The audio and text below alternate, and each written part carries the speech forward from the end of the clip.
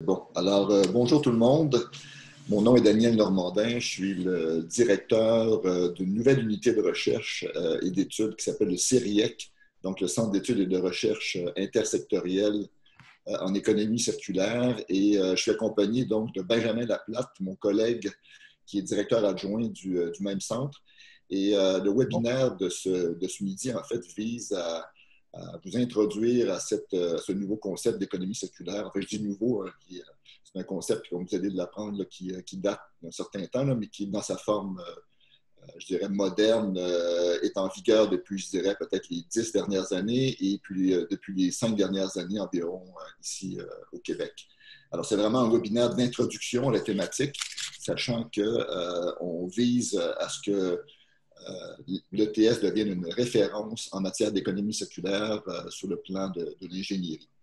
Alors, j'ai pas mal de slides, je vais y aller assez promptement. Je vous demanderai de mettre vos micros à off durant la présentation. Il y aura une petite période de questions vers la fin, mais vous pouvez toujours poser vos questions au fur et à mesure sur le chat. Et puis, en fin de présentation, donc, j'y répondrai avec plaisir.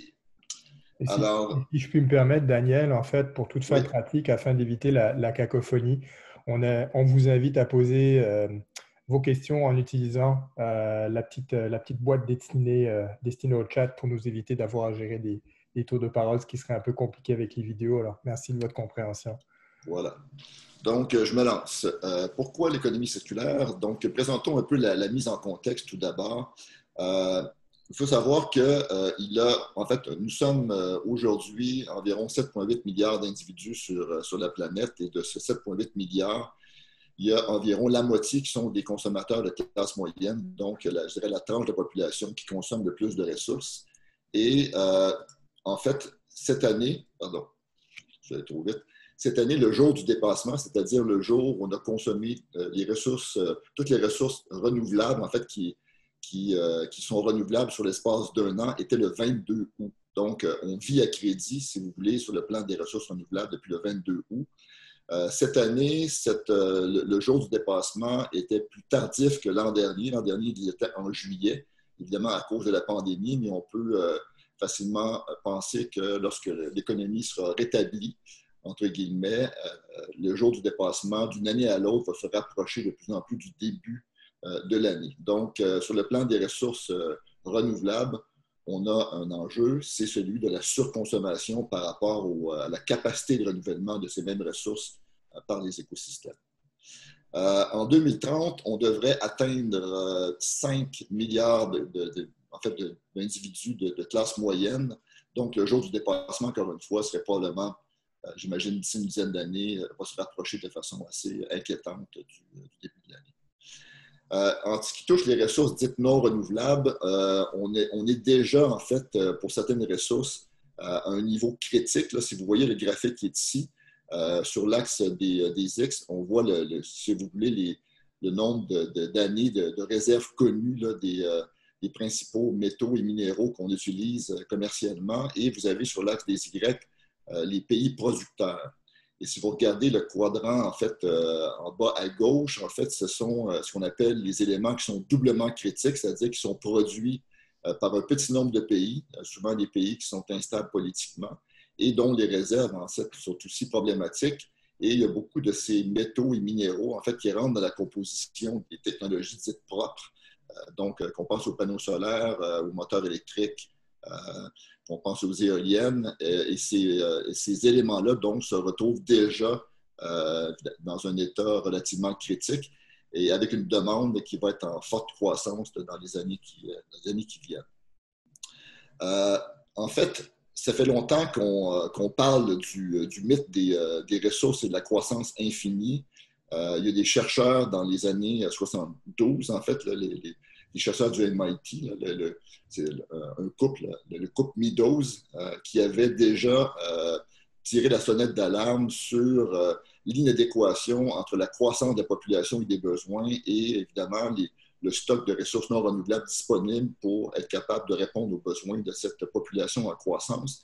Et on voit qu'empiriquement, depuis les années 70, en fait, les tendances qui avaient été prédites se confirment malheureusement. Alors, Le problème fondamental est lié en fait, à notre modèle de production-consommation, notre modèle économique qui est essentiellement linéaire et qui est basé sur l'extraction et la transformation des ressources naturelles. En fait, transformation en produits que l'on distribue, que l'on utilise et malheureusement que l'on jette en fin de cycle. Et à chaque étape, comme vous voyez, de cycle de vie de ces fameux produits, on génère une pollution en fait, qui est significative. Malheureusement, comme cette économie est linéaire, pour répondre à une demande en fait sans cesse croissante, on doit surconsommer les ressources vierges. Et je dirais, cette tendance-là, elle est exacerbée depuis quelques années par le commerce électronique, en fait, qui facilite évidemment l'achat des produits avec un clic de souris. Donc, on voit ici la progression du commerce électronique au fil des années. Et effectivement, ça contribue à la surconsommation des produits et des ressources. Alors, on avait déjà, en fait, l'OCDE avait déjà, dès 2007, en fait, prédit en fait, une consommation croissante des ressources par capita, puis ils estimaient qu'en 2020, en fait, on atteindrait 10,6. Or, les plus récentes statistiques montrent qu'on consommerait déjà en 2020 12 tonnes de ressources par capita. Et cette tendance est en croissance. Et vous voyez, en fait, là, dans les différents histogrammes que les ressources qui sont davantage consommées sont les ressources dites non renouvelables, qui sont les ressources minérales non métalliques, suivies de la biomasse, qui, encore une fois, est surexploitée par rapport à sa capacité de renouvellement. Alors, ce qu'il faut savoir aussi, c'est que dans les principales villes de la planète, il y a deux enjeux qui touchent en fait la question des ressources. Ce sont les ressourses qui rentrent dans la fabrication des infrastructures et des bâtiments et qui génèrent en fait énormément de déchets. Donc, les deux flux principaux de déchets auxquels sont prises avec les villes sont les déchets de rénovation, construction, démolition et également les flux qui viennent de l'agroalimentaire. Il faut savoir qu'entre le champ et l'assiette, il y a environ 40% de ces ressources-là qui sont gaspillées en cours de route et en fin de cycle. Alors, il y a un rapport qui, depuis 3 ans, est diffusé à chaque année et qui fait état de la circularité, si vous voulez, de l'économie globale. Et cette année, donc, le chiffre qui est ressorti, c'est 8,6. C'est-à-dire que l'économie globale serait circulaire à seulement 8,6%. Et on aurait également, cette année, dépassé le cap des 100 milliards de tonnes de ressources qui rentrent dans l'économie globale. Et vous voyez ici un peu la répartition. Là. Donc, essentiellement, on utilise 50 milliards de tonnes de minéraux, environ 10 milliards de tonnes de métaux, 15 milliards de tonnes de ressources fossiles et 24,6 milliards de tonnes de biomasse. Et ça, évidemment, ces ressources-là sont réparties dans différents usages. Et ce qu'on voit en fait en fin de cycle, c'est que, la plupart de ces ressources-là sont utilisées, encore une fois, pour les infrastructures. Là, vous voyez le housing, là, donc on en a pour 38,8 milliards de tonnes et suivi de la nutrition, donc 21,3 milliards de tonnes. Et quand on regarde la fin de vie, en fait, de ces ressources, on voit qu'il y en a 14,6 tonnes qui sont émises sous forme de gaz à effet de serre, environ 22,4 tonnes qui sont dispersées dans l'environnement sous forme de pollution, 31 gigatonnes qui viennent additionner, si vous voulez, le stock de ressources qui sont déjà présentes dans le marché, donc sous forme je dirais, de biens qui sont soit productifs ou soit improductifs. Et malheureusement, 32,6 milliards de tonnes qui se ramassent en fin de cycle dans des dépotoirs, dans des centres de recyclage. Mais comme vous voyez sur le chiffre, là, sur ces 32,6 milliards de tonnes, il n'y en a que 8,6 qui retournent dans l'économie, ce qu'on voyait au départ, donc qui constitue la circularité globale de l'économie. Donc, il y a énormément de gaspillage à toutes les étapes du cycle de vie sur une planète où les ressources sont fixes et où la demande est en croissance. Donc, on peut facilement réalisé que le modèle actuel d'économie linéaire n'est pas du tout durable.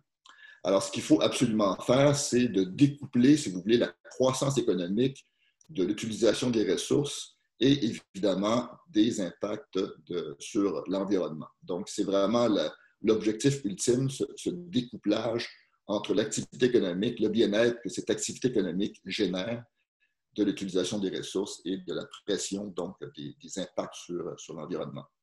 Alors donc, encore une fois, le modèle linéaire n'est absolument pas un modèle durable et doit être réformé. Alors, c'est là qu'elle rentre en jeu l'économie circulaire.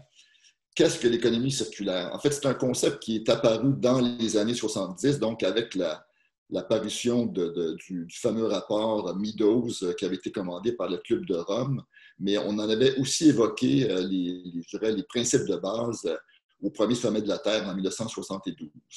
Mais malheureusement, ce concept-là a été un peu laissé de côté pendant pas mal d'années pour être éventuellement repris, je dirais, à la fin des années 2009, début 2010, par une fondation, en fait, qui est la fondation Ellen MacArthur, et qui est une fondation qui fait la promotion je dirais, de la transition vers ce nouveau modèle économique. Donc, depuis, je dirais, donc le début des années 2010, l'Europe et l'Asie se sont pas mal lancés dans la transition vers l'économie circulaire et plus récemment, je dirais depuis les 5 dernières années, l'Amérique du Nord et en particulier le Québec. Alors, qu'est-ce que l'économie circulaire? Il n'y a pas encore de définition consensuelle au niveau international sur l'économie circulaire. Il y a ISO, en fait, un groupe de travail qui se penche là-dessus en ce moment, mais à défaut d'avoir une définition consensuelle, on s'est donné au Québec la définition qui est la suivante. Là, je ne la lirai pas, mais essentiellement, il s'agit de mettre en place donc des modes de production et de consommation qui optimisent l'utilisation des ressources à toute l'étape de leur cycle de vie, de manière à réduire, si vous voulez, la pression sur les ressources vierges et également réduire les impacts environnementaux à toutes les étapes et bien sûr en fin de vie. Et tout ça en contribuant au bien-être des individus et des collectivités. Alors, pour ceux qui pensent que l'économie circulaire va être un autre buzzword qui va remplacer le développement durable, sachez que bon, le gouvernement du Québec, en fait, en l'occurrence, le Bureau de coordination du développement durable a développé un peu ce schéma-là qui vise à un peu placer, si vous voulez, les concepts les uns par rapport aux autres. Donc, le développement durable est vraiment l'objectif à atteindre. Et on peut le faire à travers une économie dite verte qui inclut l'économie circulaire, mais qui est peut-être un peu plus conceptuelle, si vous voulez, que l'économie circulaire, parce qu'elle ajoute, entre autres, aussi les éléments sociaux. Ensuite, vous avez l'économie circulaire qui est vraiment, comme vous allez le voir un peu plus tard, une série de stratégies, de modèles d'affaires qui visent à circulariser les flux de matière. Et pour y arriver, on a besoin de technologies propres, en fait, pour développer les nouveaux produits, pour en fait, les réhabiliter, si vous voulez, les recycler en fin de cycle. Donc, c'est un peu, je dirais, de façon large, un peu comment les concepts s'orientent les uns par rapport aux autres. Alors, encore une fois, à défaut d'avoir un schéma consensuel, on a développé au Québec notre propre représentation, si vous voulez, de l'économie circulaire. Donc, vous voyez sur l'axe horizontal l'économie linéaire et à chaque étape, là, donc, si vous voulez, du cycle de vie des produits, on insère des boucles de rétroaction qui visent à maintenir le plus longtemps possible, si vous voulez, les produits et leurs composantes sur le marché pour, encore une fois, réduire la nécessité d'extraire des ressources vierges pour répondre à cette demande qui est en pleine croissance. Donc, on va regarder, grosso modo, chaque groupe de stratégie. On commence donc par le premier groupe qui est de repenser en amont, en fait, la fabrication, si vous voulez, ou l'élaboration des produits pour les rendre plus durables, plus recyclables, plus reconditionnables, si vous voulez. Donc, on pense par exemple à substituer dans la fabrication des produits les ressources dites critiques ou les ressources non renouvelables par des ressources renouvelables. On pense à des nouvelles technologies de production, comme par exemple la fabrication additive, si vous voulez, ou l'impression 3D là, qui utilise pour la fabrication des produits les quantités nécessaires à la fabrication des composantes et non pas par opposition à la fabrication soustractive où on part d'un bloc, si vous voulez, de ressources pour aller chercher la pièce dont on a besoin. On a là une façon de produire qui est beaucoup plus lean, en fait, qui est beaucoup plus sobre en consommation de ressources. Il y a évidemment aussi toute la question de la multifonctionnalité. On montre ici un téléphone cellulaire qui est un peu, en fait, je dirais, antinomique à l'économie circulaire dans le sens que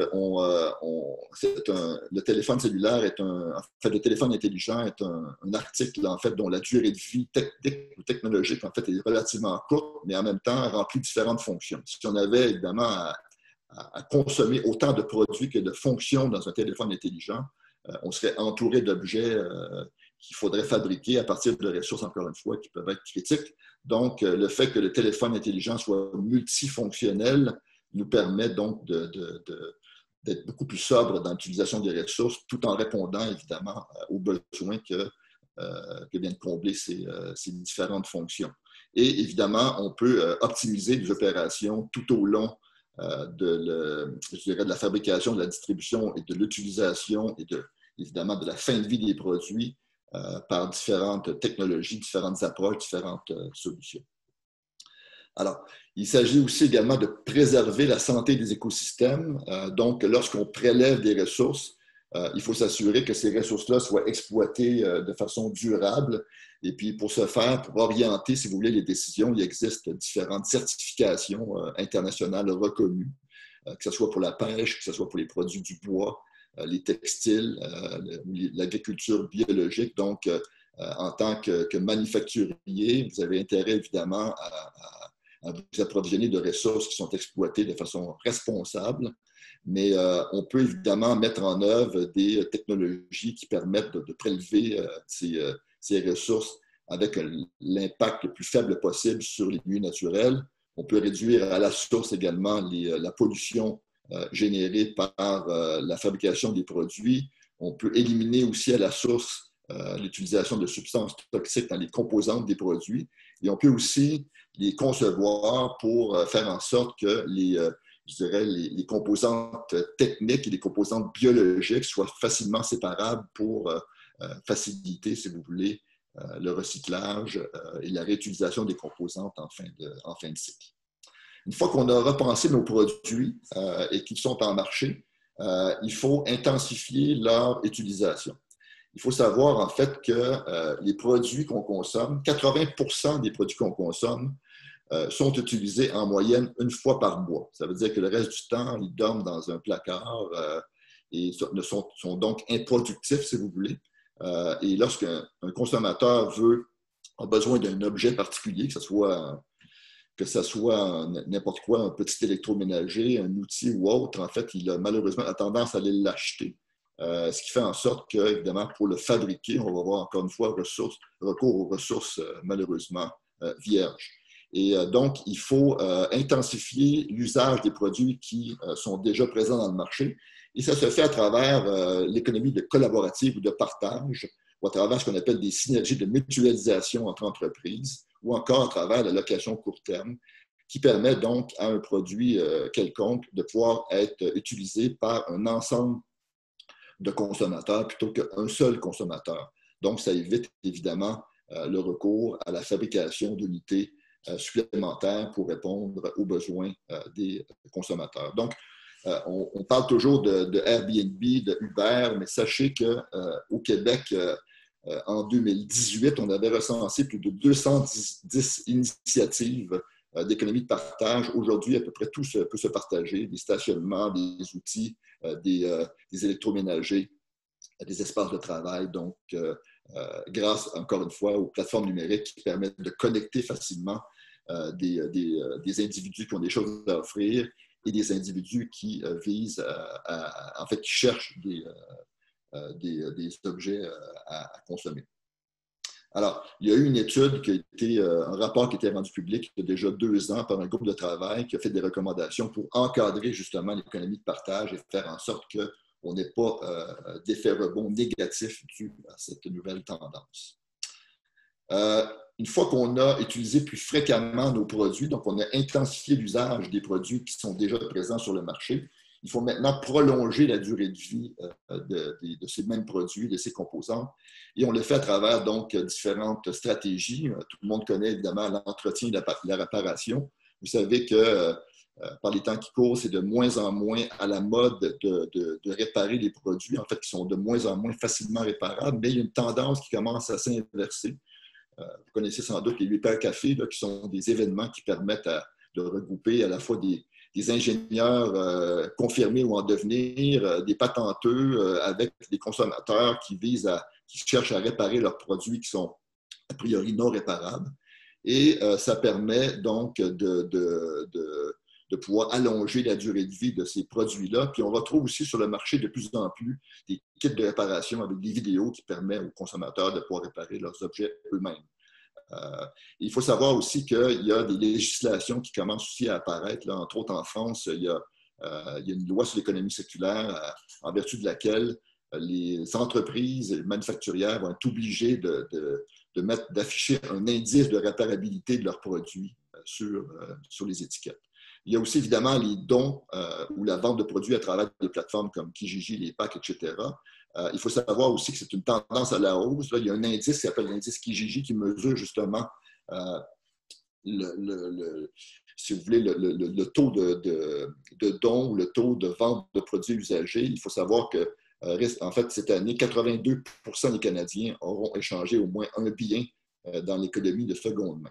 Et il y a aussi évidemment d'autres stratégies comme le reconditionnement et la refabrication. On voit de plus en plus de manufacturiers qui offrent maintenant des produits reconditionnés avec souvent une garantie qui s'approche de celle du produit neuf. Et en dernière stratégie, l'économie dite de fonctionnalité. En fait, c'est une économie, c'est un modèle d'affaires qui permet à une entreprise manufacturière de rester propriétaire de son capital matière. Donc, plutôt que de vendre de produits, on vend l'usage du produit. Et on donne ici l'exemple de Fuji Xerox, en fait, qui fabrique des photocopieurs. Et plutôt que de vendre des photocopieurs, en fait, ils vendent aussi des photocopieurs, mais offrent aussi à leurs clients d'être plutôt tarifés à la photocopie. Donc, Fuji reste propriétaire de ses photocopieurs et puis, évidemment, en fait l'entretien. Et lorsque le photocopieur est arrivé en fin de vie, le récupère, le désassemble et puis les composantes servent à refaire des nouveaux photocopieurs. Il faut savoir qu'en Asie, en fait, le taux de recyclage et réutilisation de leurs photocopieurs est extrêmement élevé. Là, comme vous voyez, les statistiques sont ici, 99,5 à 99,9. Alors donc, une fois qu'on a intensifié l'usage, qu'on a allongé la durée d'usage de nos produits qui sont en vigueur sur le marché, il reste maintenant, c'est là qu'arrive le recyclage, si vous voulez, pour donner une nouvelle vie aux ressources. Et on retrouve dans cette dernière étape, en fait, donc le recyclage en boucle ouverte que tout le monde connaît, là, évidemment, que les villes mettent en œuvre dans la plupart des municipalités du Québec, mais aussi le recyclage en boucle fermée où un manufacturier pourrait passer un contrat avec un sous-traitant. Et puis, on peut penser, par exemple, à Hewlett Packard avec le groupe Lavergne qui récupère donc les cartouches d'encre de Hewlett Packard pour refaire des polymères d'ingénierie qui peuvent être remis en marché, en fait, pour produire toutes sortes d'autres produits. On pense aussi aux synergies industrielles en fait, qui découlent de ce qu'on appelle l'écologie industrielle, où un ensemble d'entreprises à l'intérieur d'un territoire donné s'échangent en fait des sous-produits et fait en sorte que les coproduits, les sous-produits d'une entreprise deviennent des matières premières d'une autre. Et là, on donne ici l'exemple de l'AIEM, donc l'Association des industries de l'Est de Montréal, où on retrouve un ensemble d'entreprises qui produisent un polyester de grande qualité et qui est probablement celui qui a la plus faible empreinte environnementale au monde parce que, justement, il est fait à partir d'une synergie industrielle. Vous avez également l'extraction biochimique qui permet donc d'extraire à travers les produits organiques là, des molécules qui peuvent être utiles en chimie, qui peuvent être utiles en cosmétologie, en pharmacologie et qui, autrement, seraient dérivées de l'industrie fossile. Et évidemment, la valorisation énergétique qui est aussi une façon d'aller retirer donc l'énergie intrinsèque des produits à travers différentes technologies. Là, on peut penser à Enerchem, par exemple, qui produit de l'éthanol et même du méthanol à partir des déchets organiques. Alors, les principaux outils d'économie circulaire, et ça va probablement intéresser les ingénieurs en devenir que vous êtes, il y a ce qu'on appelle l'analyse de flux de matière. Donc, pour être capable de voir à l'échelle d'un territoire comment on peut circulariser au mieux évidemment, les ressources qui y circulent, il faut ce qu'on appelle une analyse de flux de matière. Donc, on regarde tout ce qui est importé, qui rentre en termes de ressources sur le territoire, tout ce qui est exporté sous forme de déchets, sous forme de produits, et tout ce qui est recyclé à l'échelle du territoire, et également, malheureusement, qui est émis sous forme de pollution. Donc, vous voyez la boucle grise là, vers la nature, donc tout ce qui est émis sous forme de pollution à l'air, à l'eau et au sol. Donc, à partir de cette analyse de flux de matière, qui évidemment qui est très gourmande en données, là, on peut avoir un portrait, si vous voulez, de la circularité du territoire. Et on peut se donner des objectifs qui visent à accroître la circularité du territoire en question. Donc, on reprend évidemment l'exercice de mesure des flux de matière territoriaux et on s'assure donc de progresser vers les objectifs qu'on s'est fixés. Ça peut être, par exemple, sur les plastiques, ça peut être sur les ressources alimentaires, ça peut être sur certains types de métaux. Donc, l'idée, en fait, c'est de pouvoir suivre sa progression à travers cette analyse de flux de matière. Puis, vous pouvez aller visiter, si vous voulez, le site métabolisme.paris.fr. Donc, la ville de Paris a fait l'exercice. C'est pas mal intéressant. C'est un exercice didactique dans ce cas-là, mais ça sert à la gouvernance de la ville à suivre la progression de ces initiatives en économie circulaire. Vous avez ici ce qui est important, donc, pour alimenter l'analyse de flux de matière, vous avez besoin de données. Et puis, évidemment, les données massives, l'intelligence artificielle sont des outils qui sont essentiels, de même que la traçabilité. Donc, il faut être capable de tracer, de suivre à la trace les ressources à partir de leur extraction jusqu'à la fin de vie de ces mêmes ressources à travers donc différents outils de traçage. Et à partir de ces outils de traçage-là, donc, on peut collecter les données et les traiter, en fait, pour s'assurer d'avoir un tableau de bord qui nous permet de suivre l'évolution de l'économie circulaire. Ce champ je dirais, de recherche de données massives et d'intelligence artificielle appliquée à l'économie circulaire est en pleine explosion, mais c'est un champ qui est relativement récent. Vous avez ici l'analyse de cycle de vie. On a une spécialiste à l'ETS qui est Annie Levasseur, qui est une méthode qui permet d'évaluer l'empreinte environnementale d'un produit ou d'une famille de produits. Si vous voulez, vous pouvez comparer deux produits entre eux, mais également vous pouvez comparer des stratégies d'économie circulaire. Ce qu'on veut éventuellement avec l'économie circulaire, c'est de réduire, je le disais d'entrée de jeu, les impacts sur l'environnement. Donc, si vous avez, par exemple, deux stratégies différentes que vous aimeriez implanter, bien, vous pouvez les comparer l'une à l'autre à travers une analyse de cycle de vie pour vous assurer qu'elles ont un gain environnemental net. Donc, ce n'est pas vrai que si on circule tout, on va avoir nécessairement un gain environnemental net. Il y a des paramètres qu'on doit évidemment prendre en compte. Et c'est à travers l'analyse de cycle de vie qu'on peut prendre en compte ces différents paramètres.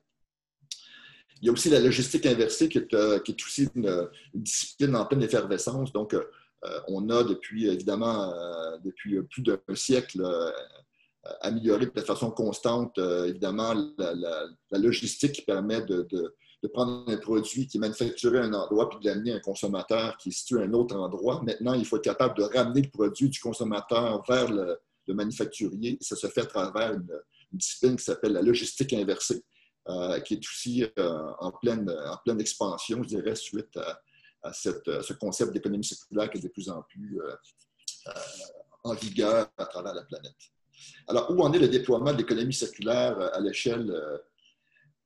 l'échelle québécoise, canadienne et internationale? Alors, je dirais le Québec est probablement la province la plus avancée, je dirais même le territoire le plus avancé en Amérique du Nord. On a, dès 2014, donc lancé ce concept d'économie circulaire. Et dès 2015, le gouvernement du Québec avait intégré dans sa stratégie gouvernementale de développement durable la notion d'économie circulaire. Cette stratégie-là est en pleine réforme. En fait, il va y avoir une nouvelle stratégie 2021-2027 qui va être 2026, pardon, qui va être en vigueur bientôt.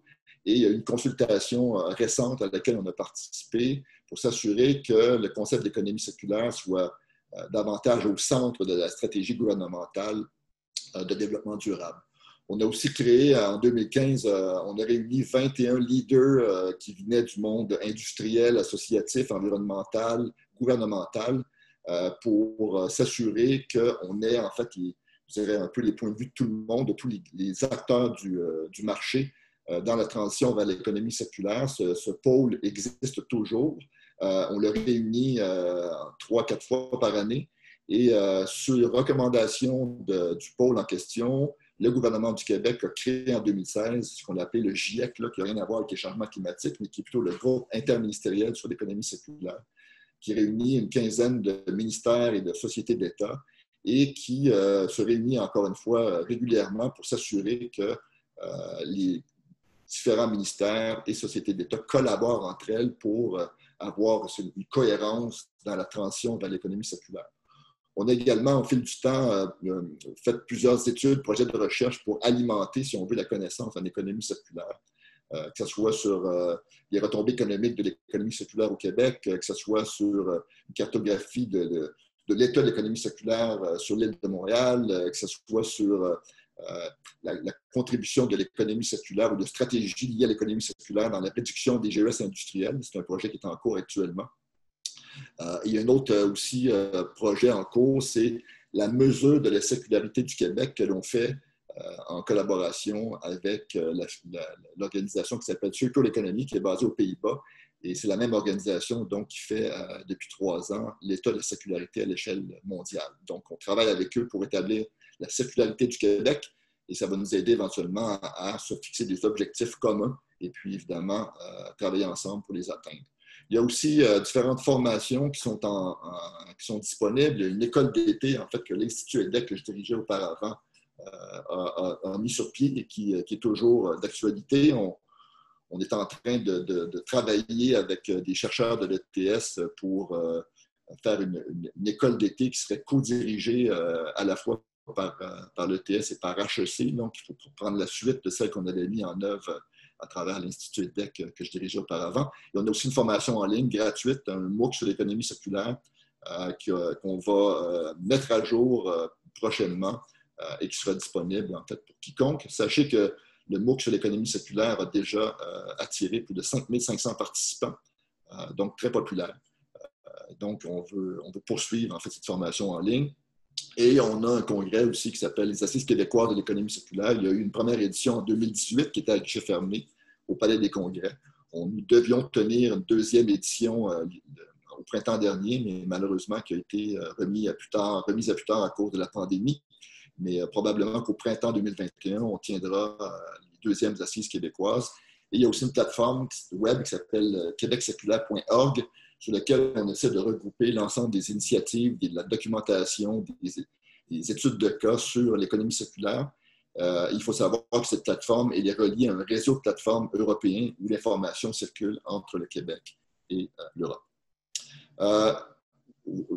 Peut-être que vous avez entendu parler également du nouveau plan de gestion des matières résiduelles que Recycle Québec a lancé cette année, qui prévoit un élargissement de la consigne, la modernisation de la collecte sélective. En fait, je dirais que l'économie circulaire est beaucoup plus présente aujourd'hui dans le plan de gestion des matières résiduelles qu'elle l'était dans le passé. Il y a différentes initiatives sur des filières. Vous savez, les plastiques sont une problématique importante au niveau environnemental. Donc, il y a une mobilisation internationale sur la question des plastiques. Au Québec, ici, on a un groupe d'action sur les plastiques circulaires qui a été créé cette année et auquel vont participer éventuellement des chercheurs de l'ETS. Je m'y applique. Et également, on a à l'échelle territoriale ce qu'on appelle des synergies. On en a parlé tantôt avec l'AIEM. Là. Donc, sachez qu'au Québec, il y a 22 synergies, donc 22, si vous voulez, initiatives d'écologie industrielle qui sont en cours actuellement. Je pense qu'il n'y a pas d'équivalent dans le reste du Canada. Voilà. Donc, c'est un peu un tour d'horizon très, très, très rapide là, des différents projets en économie circulaire sur le territoire québécois, mais sachez qu'il y en a des dizaines et des dizaines, donc je n'avais pas le temps de les mentionner tous et chacun.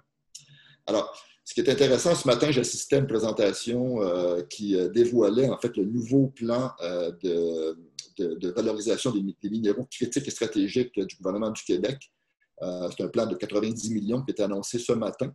Et ce qui m'a beaucoup plu, en fait, c'est que l'économie circulaire était au centre de ce plan je dirais, de valorisation des minéraux critiques et stratégiques.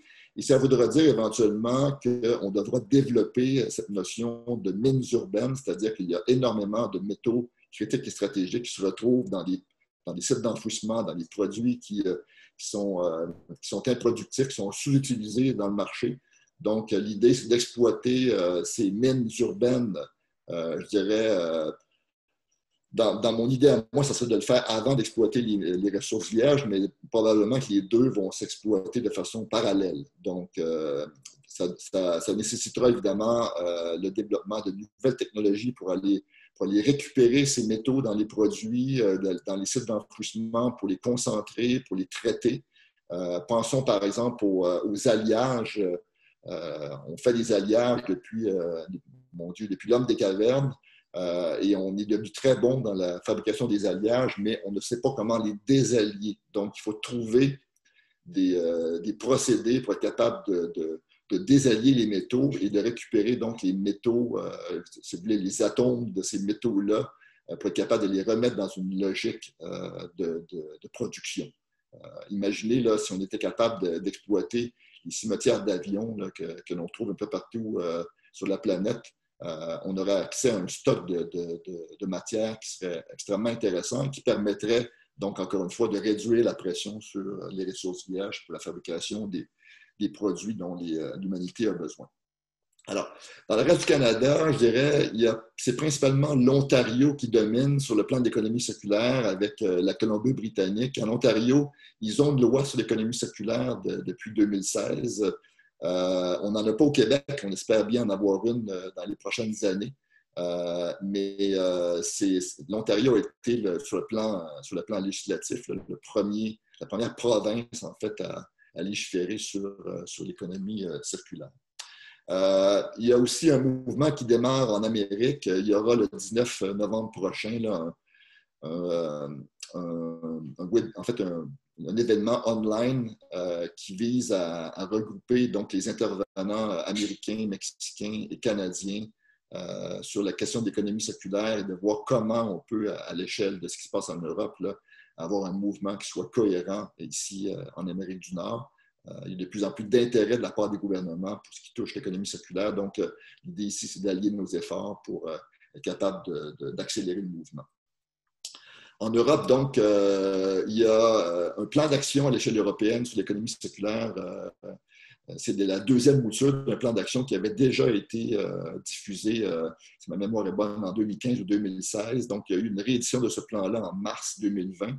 Et le plan, en fait, est très ambitieux et invite les pays membres de l'Europe, évidemment, à mettre en place les actions qui sont proposées dans ce plan-là à travers leur propre législation.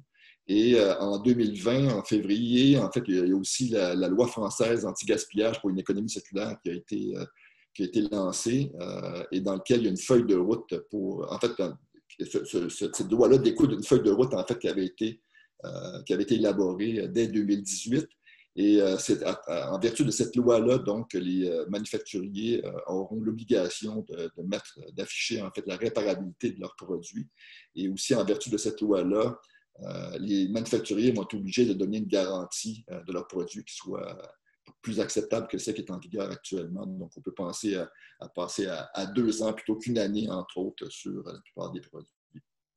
Alors, vous voyez ici un petit peu à l'échelle mondiale où se déroulent en fait les initiatives les plus inspirantes en économie circulaire, donc beaucoup en Europe et en Asie. Il faut savoir que la Chine, le Japon et la Corée du Sud ont déjà des lois sur l'économie circulaire, entre autres le Japon depuis 2000 et la Chine depuis 2009. Et toutes les nouvelles villes en fait, chinoises, tous les nouveaux parcs industriels doivent se faire dans une perspective d'économie circulaire. Donc, c'est vraiment, je dirais, l'Europe qui est le continent locomotive, suivi de certains pays asiatiques Et puis, l'Amérique du Nord est un peu à la traîne, mais comme on le voyait précédemment, là, les choses commencent à bouger. Alors, quels sont les défis à relever? Évidemment, en fait, la plupart des spécialistes d'économie circulaire s'entendent qu'on a une transition, je dirais, plus près de 20 ans que de 15 ans, là, avant que je dirais que l'économie circulaire devienne dominante par rapport à l'économie linéaire.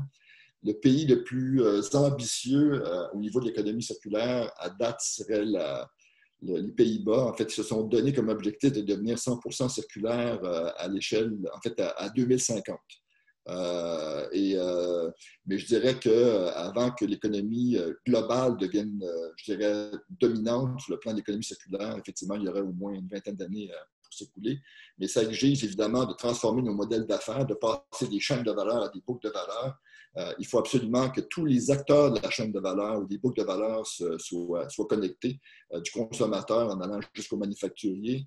Il faut évidemment développer des indicateurs, développer des données, en fait, partager ces indicateurs et ces données. Il faut que la réglementation soit évidemment en vigueur, en faveur de l'économie circulaire. Ça demande aussi une collaboration interacteur sans précédent, donc beaucoup de défis à relever pour que cette économie circulaire puisse évidemment s'accélérer et devenir éventuellement dominante. Ce qu'il faut savoir aussi, c'est qu'il y a d'autres défis, d'autres transitions qui sont en cours en ce moment. La transition énergétique, évidemment, que vous connaissez, l'industrie 4.0 et l'économie circulaire, évidemment. Et ces trois transitions sont interreliées. Alors, c'est autant de défis, évidemment, pour les ingénieurs d'aujourd'hui et ceux de demain. Alors, pour en savoir plus, là, je vous le disais tantôt, il y a une plateforme qui s'appelle Québec circulaire. Je vous invite à aller la découvrir. C'est gratuit pour devenir membre. Vous pouvez recevoir donc des bulletins. Vous pouvez choisir en fait ce qui vous intéresse dans le bulletin et obtenir de l'information donc sur vos intérêts de façon périodique.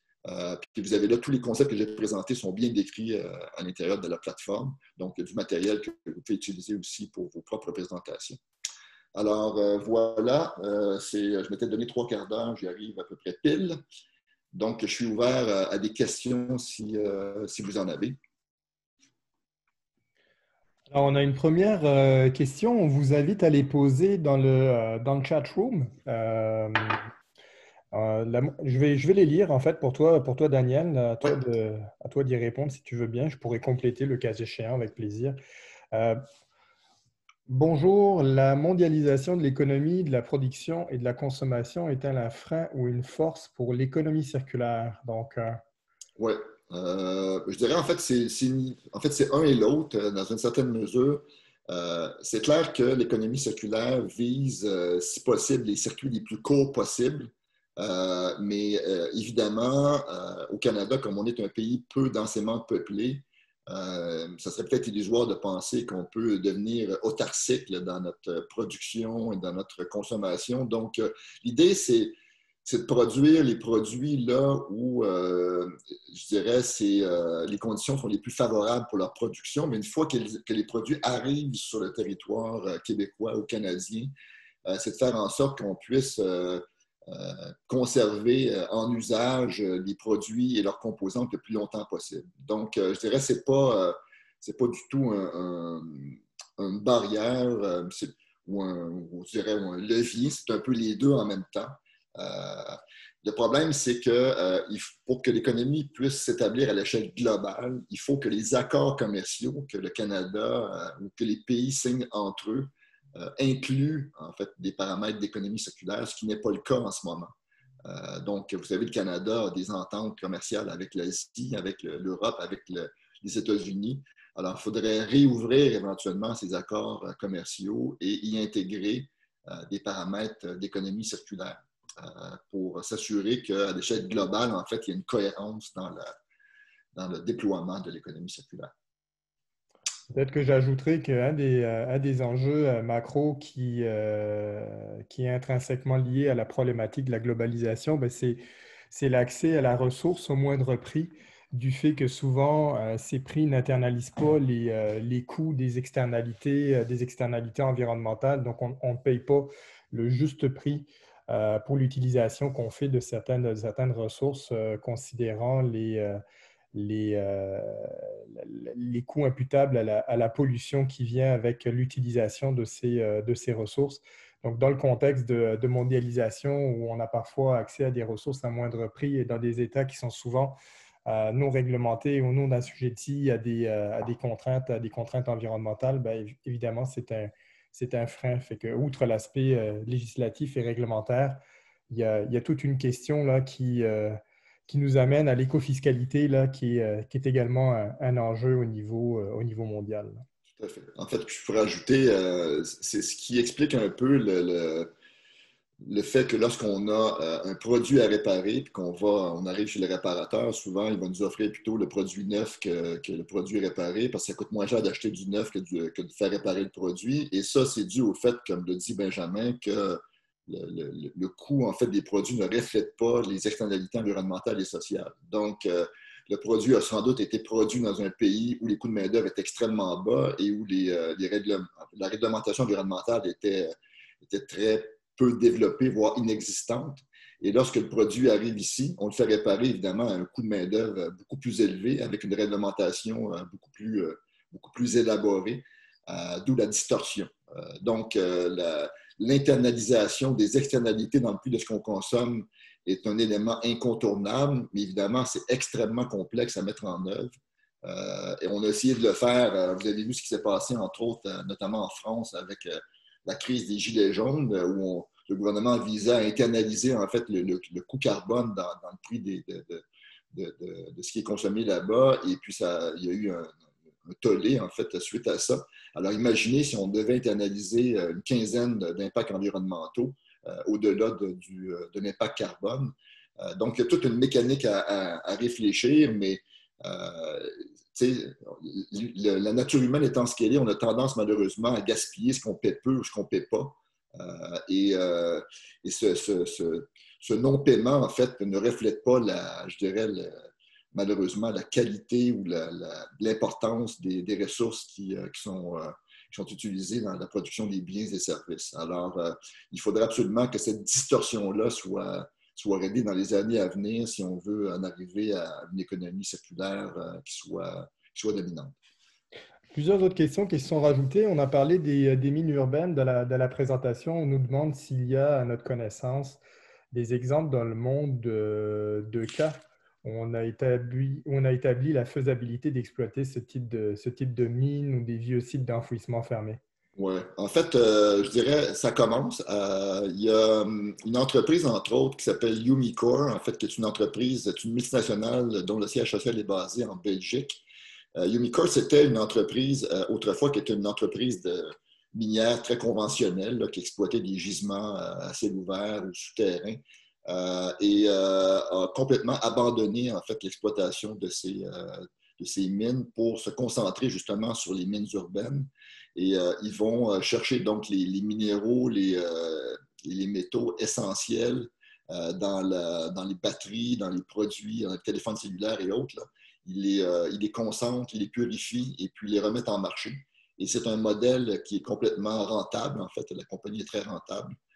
Donc, il faudrait éventuellement multiplier ce genre d'initiative-là, ce genre d'entreprise-là. C'est ce que j'ai dit au gouvernement ce matin là, dans la présentation, la conférence de presse sur l'exploitation des métaux critiques et stratégiques. Donc, on aurait la chance de créer ici des entreprises de type Umicore, de créer de l'emploi, de développer des innovations à travers la recherche et le développement. Donc, oui, c'est de plus en plus démontré la faisabilité, la rentabilité d'exploiter ce genre de mine. Il faut savoir que dans les sites d'enfouissement et dans les produits qui circulent sur le marché, là, la concentration en métaux, en minéraux est souvent plus élevée que ce qu'on trouve dans la croûte terrestre. Donc, réclamerait en principe moins d'énergie pour aller les exploiter. Et les concentrer. Plusieurs questions, fait que peut-être on va répondre peut-être plus rapidement. Qu'en est-il des impacts de l'économie circulaire sur l'entreprise, sa structure, ses modes de fonctionnement? Est-ce qu'on s'intéresse à cette problématique dans le cadre, par exemple, de l'industrie 4.0? Fait qu'évidemment, ici, on s'attaque à la résistance au changement, puis l'impact Ouais. qu'ont les stratégies d'économie circulaire sur, je dirais, des modèles d'affaires plus traditionnels? Ouais. En fait, c'est sûr et certain que dans une économie circulaire, il va y avoir des gagnants et des perdants. Il y a des entreprises, là, les plus conservatrices vont sans doute perdre dans le modèle, mais il y a de plus en plus d'entreprises qui s'orientent soit en tout, soit en partie vers des stratégies d'économie circulaire. Et on voit de plus en plus d'entreprises naissantes, des spin-offs, là, si vous voulez, qui, d'entrée de jeu, sont élaborées sur la base de l'économie circulaire. On pense souvent à des entreprises comme Loop, les jus Loop, par exemple, là, qui est une entreprise qui a émergé directement là, des principes de l'économie circulaire. Euh, il y a effectivement une résistance au changement qui est normale, en fait, mais qui, au fur et à mesure qu'on fait des formations, des sensibilisations auprès des entreprises sur l'économie circulaire, on voit un taux d'adhésion de plus en plus grand. Donc, ce sont des barrières, des résistances là, qui ne sont pas, qui peuvent être levées, hein, je dirais, ne sont pas permanentes. Alors, Mais si on voilà. peut dire, c'est pas nouveau, dans le fond, c'est ce qui vient avec toute grosse tendance en matière de gestion d'innovation. Il y a toujours c'est un peu l'effet rebond là, de l'innovation, là. C'est la résistance au changement. Tout à fait. Mais c'est un beau sujet d'étude dans tous les cas de figure. Puis à cet effet, peut-être préciser qu'il y a quand même une littérature qui fourmille et qui tend à démontrer que le recours à l'économie circulaire est un beau levier d'innovation qui favorise l'entrepreneuriat et plusieurs retombées économiques. Ouais. Peut-être mentionner aussi, j'en ai pas mentionné durant ma présentation, mais il y a pas l'économie circulaire en fait est en ce moment étudiée à peu près sous toutes ses coutures. Là. Il y a évidemment des chercheurs qui défendent ce modèle-là, il y en a qui le critiquent, puis avec raison aussi. Là. Il faut savoir que l'humain étant ce qu'il est, les effets rebonds de l'économie circulaire ne sont pas inévitables, là, malheureusement.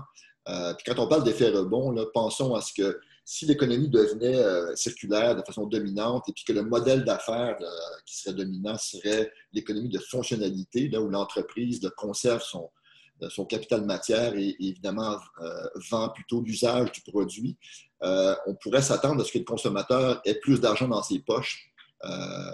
Et ce faisant, avec ce surplus d'argent-là, s'il se met à surconsommer, bien là, probablement que les gains d'économie circulaire pourraient éventuellement être annulés. Donc, il y a toute une série de chercheurs, des économistes, des sociologues qui travaillent en fait à étudier justement les effets rebonds et voir comment, par différents mécanismes, on peut essayer de les éviter ou de les réduire. Question un peu justement sur le réalisme du modèle qui nous est posé en lien avec l'objectif des Pays-Bas de passer à 100% Ouais. à sa cible en économie circulaire. Évidemment, on questionne si c'est réalisable et puis si oui, avec quel objectif est-il essentiel de la combiner, là, par exemple la décarbonisation? Ouais.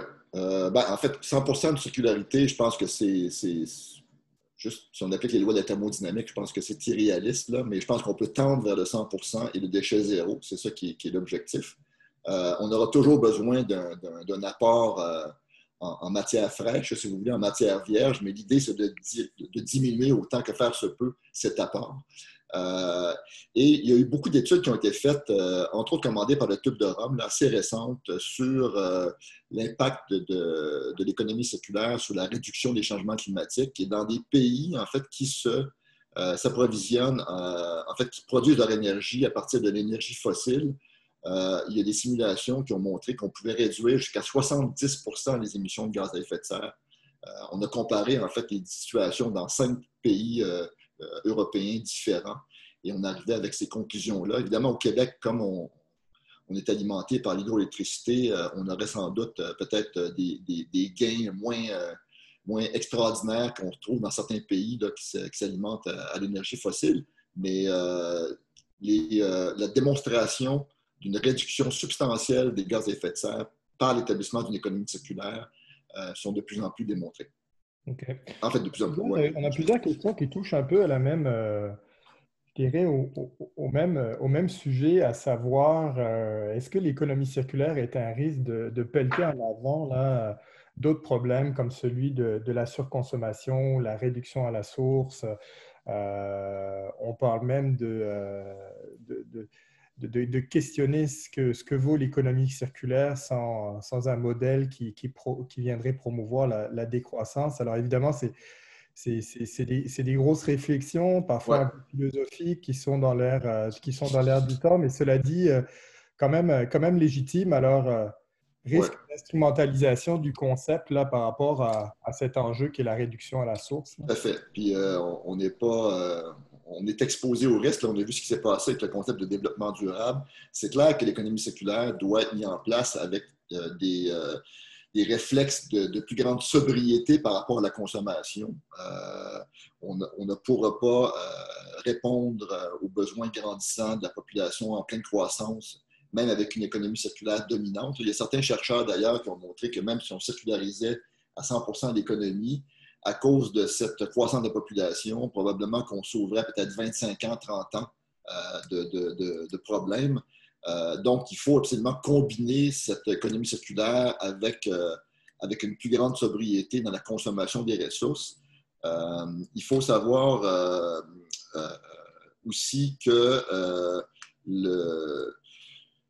je dirais, in fine, il faudrait en arriver à faire une espèce de gouvernance globale qui viendrait établir des quotas de ressources qui pourraient être consommées par les différents pays. Mais avant que cette gouvernance globale soit mise en place, je ne pense pas que les Nations unies aient malheureusement cette force-là de mettre en place une gouvernance globale. Mais je dirais que dans les 50, 60 prochaines années, il faudrait que l'humanité évolue vers ce genre de gouvernance globale où on définirait le capital matière dans lequel on peut consommer, c'est-à-dire à l'intérieur des limites de la planète, et puis faire des allocations, parce que tous les pays, évidemment, ne sont pas pourvus de façon équitable en ressources.